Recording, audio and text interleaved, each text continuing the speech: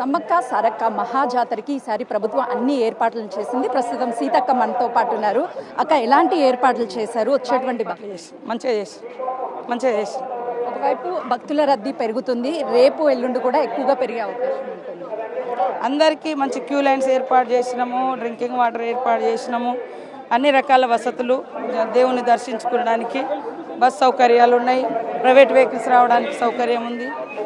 ఇప్పటివరకు అయితే ఏమి ఇబ్బంది రాలే. ఎప్పటికప్పుడు ఫీడ్బ్యాక్ కూడా తెప్పించుకుంటాం.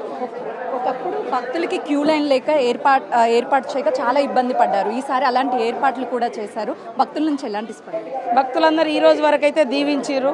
ఎందుకంటే ఎట్ ఏ టైంలో 30-40 లక్షల మంది పెరుగుతూ ఉన్నారు కాబట్టి ఎక్కడైనా ఏదైనా చిన్న ఇబ్బంది వచ్చినా పెద్ద మనసుతో అర్థం చేసుకోవాలని కోరుతా ఉన్నాం. మేమైతే సాధ్యమైనంత వరకు చుట్టుపక్కల 10-15 కిలోమీటర్ల దూరం వరకు కూడా డ్రింకింగ్ వాటరు, టాయిలెట్స్, శానిటేషన్ సిబ్బంది, లైటింగ్స్ ఇవన్నీ కూడా ఏర్పాటు చేసినాం. రోడ్ల మీద మనం టాయిలెట్స్ పెట్టలేదు, కానీ వాటర్ ట్యాంకులు కూడా మొబైల్ వాటర్ ట్యాంకులు పెట్టినాం.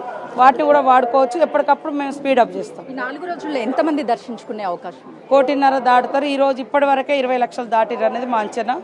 మరి ఇది దాదాపుగా ఈ 30-40 రోజుల నుంచి కూడా 70 లక్షల నుంచి 80 లక్షల మంది వచ్చిపోయి ఉంటారు.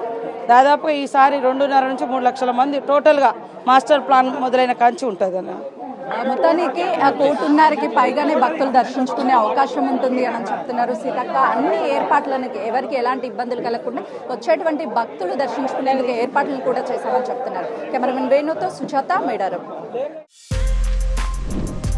For more videos like this, subscribe Big TV channel.